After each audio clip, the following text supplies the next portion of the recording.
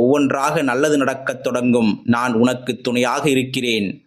உருகுலைந்து கிடக்கும் உன்னுடைய வாழ்க்கையை சீரமைத்து உனக்கென ஒரு அடையாளம் தந்து இந்த உலகில் நீ பலருக்கும் முன் உதாரணமாக வாழும்படி செய்வேன்.